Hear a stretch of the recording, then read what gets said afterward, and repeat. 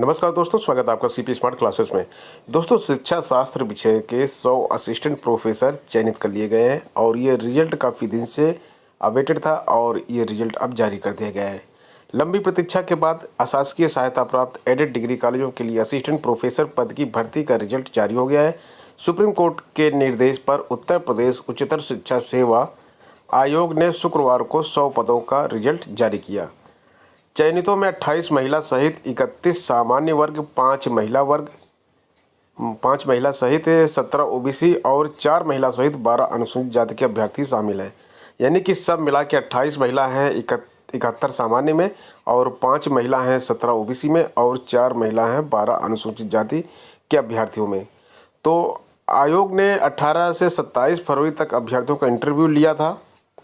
साक्षात्कार में 591 अभ्यर्थी बुलाए गए थे, लेकिन 538 ही शामिल हुए थे। बाद में कोर्ट के निर्देश पर 21 अक्टूबर को 2 अभ्यर्थियों को इंटरव्यू में बुलाया गया था।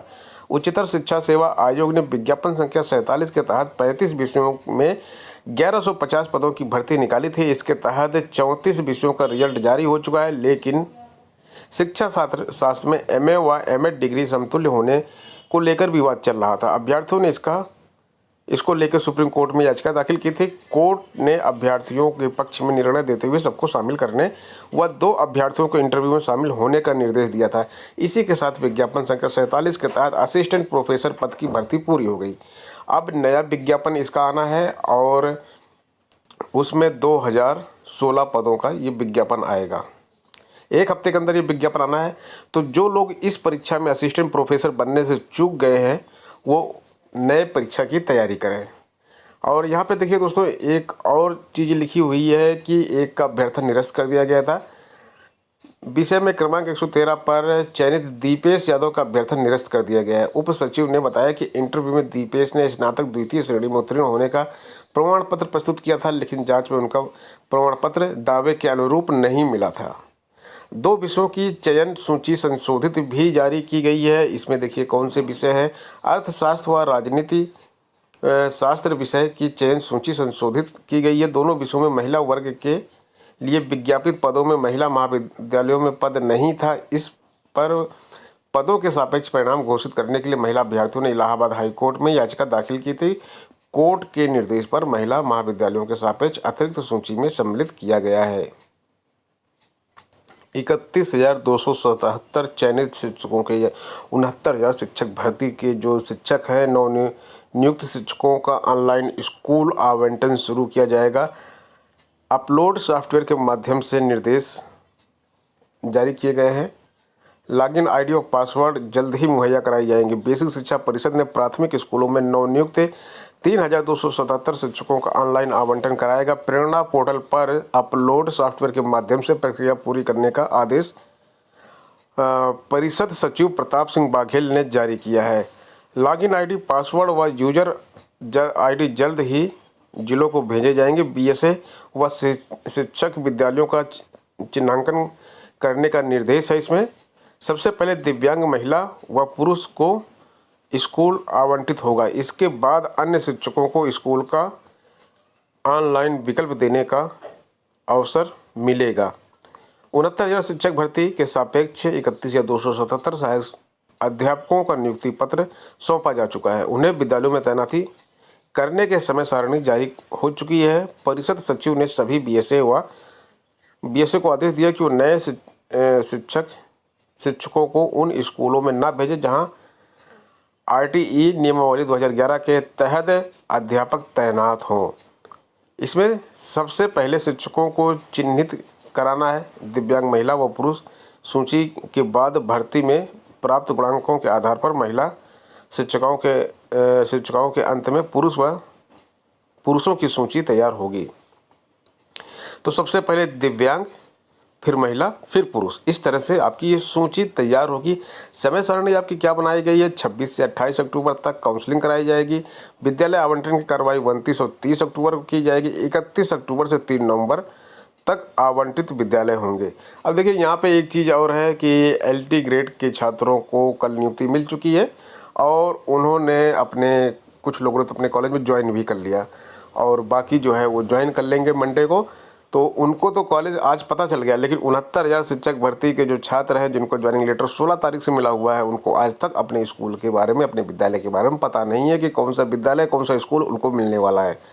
तो एलटी के जो छात्र परेशान थे इतने कि भाई उनका प्रोसीजर काफ़ी पहले से चल रहा था। 69,000 शिक्षक भर्ती के छात्रों को पहले ज्वाइनिंग लेटर क्यों दे दिया गया?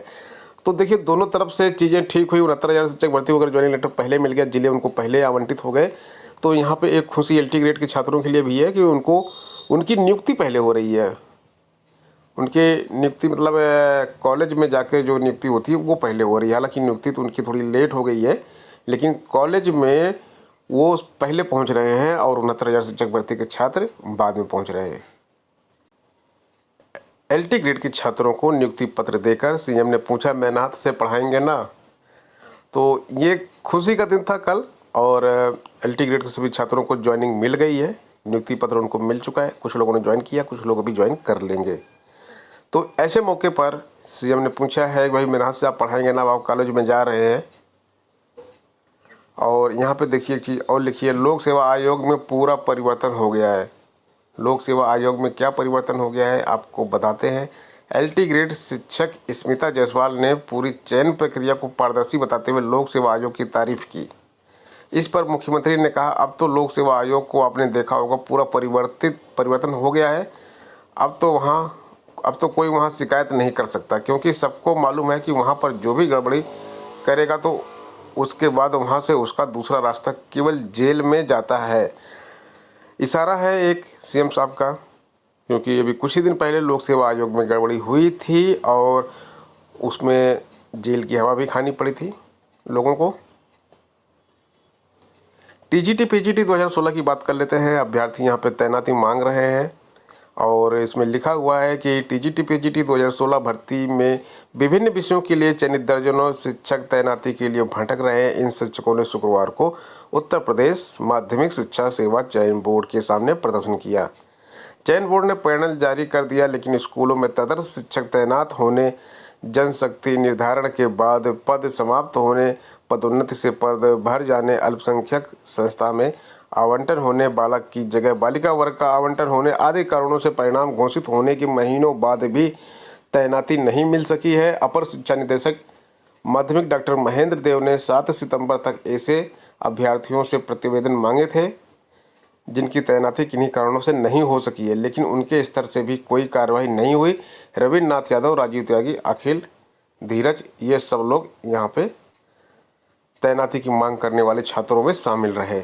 अनहार्य को बाहर करने को प्रदर्शन है। 69,000 शिक्षक भर्ती में अनहार्य अभ्यर्थियों को बाहर किए जाने की मांग को लेकर बेरोजगारों ने शुक्रवार को शिक्षा निदेशालय में बेसिक शिक्षा परिषद कार्यालय के बाहर प्रदर्शन किया। 22 दिसंबर 2018 के बाद अहर्ता धारण करने वाले अभ्यर्थियों को बाहर करने, अवैध संशोधन की अनुमति न देने और फर्जी को बाहर करने की मांग रखी गई है।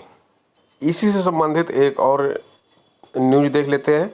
यहाँ पे देखिए, आवेदन में त्रुटि संशोधन का किया विरोध। त्रुटि संशोधन जो है 31,237 में छात्र त्रुटि संशोधन की मांग कर रहे हैं, उसका छात्र विरोध भी कर रहे हैं। संशोधन की मांग को लेकर आंदोलन के विरोध में कम मेरिट वाले अभ्यर्थी सामने आ गए।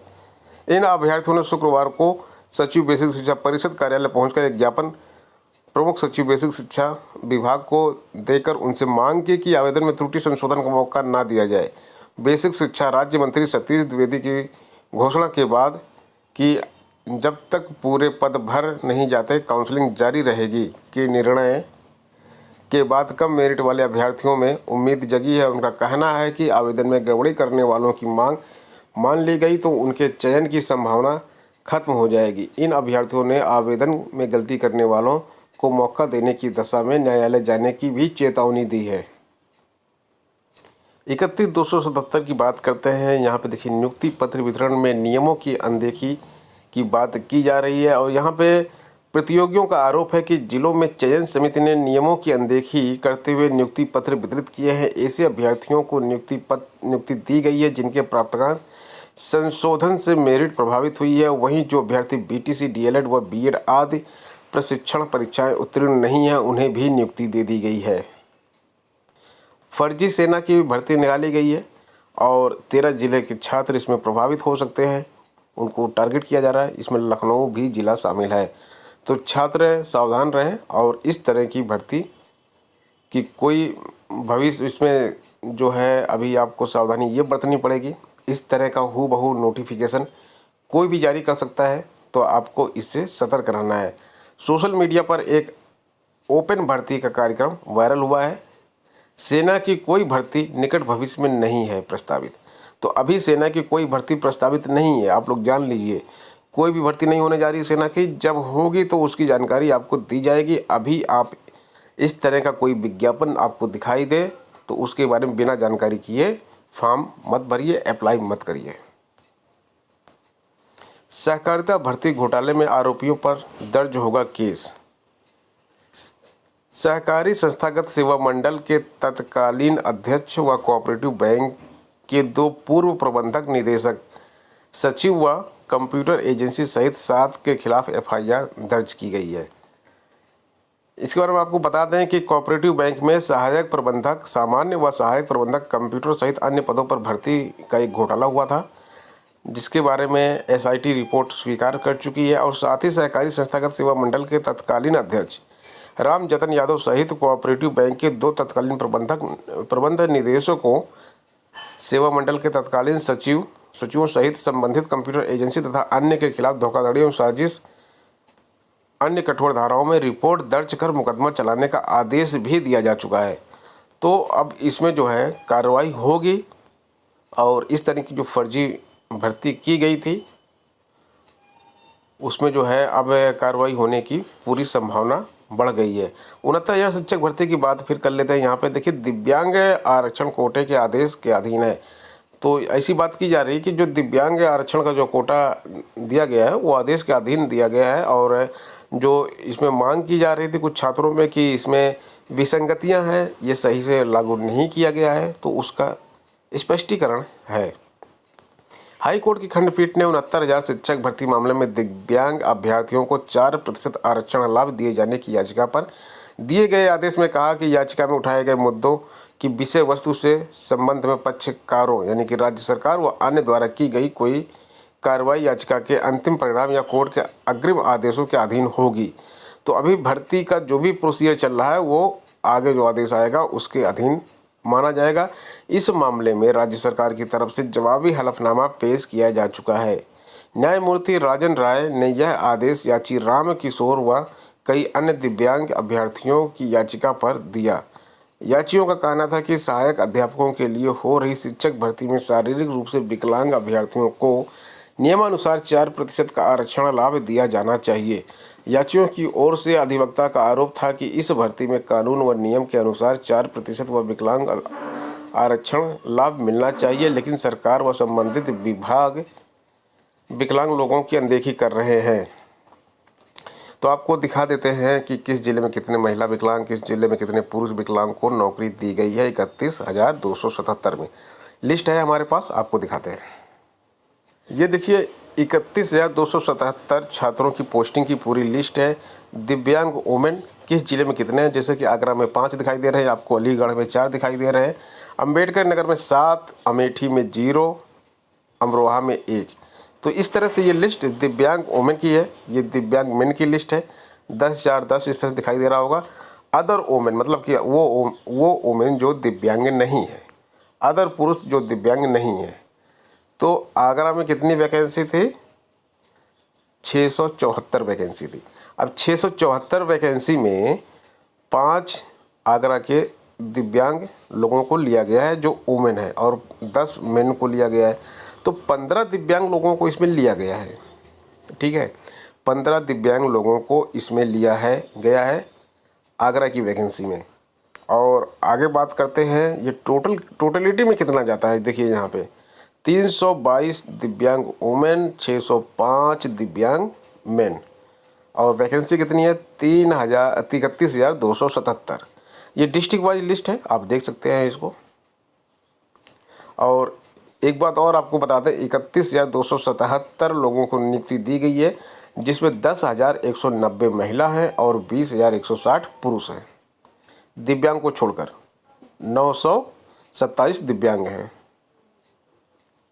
बीडीओ यानी ग्राम विकास अधिकारी के रिक्त पद भरने के लिए जवाब तलब किया गया है। हाई कोर्ट ने ग्राम विकास अधिकारियों के रिक्त पदों को भरने के लिए प्रतीक्षा सूची तैयार करने के संबंध में उत्तर प्रदेश कर्मचारी चयन आयोग लखनऊ से जानकारी मांगी है। कोर्ट ने 10 नवंबर तक आयोग को इस बारे में जानकारी देने का निर्देश दिया है।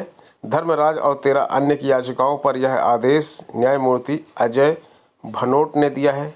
याचिकाकर्ता का कहना है कि आयोग ने ग्राम विकास अधिकारी के 3,587 पदों का विज्ञापन 2018 में जारी किया था। याचिकाकर्ता इसमें चयनित नहीं हो सके हैं।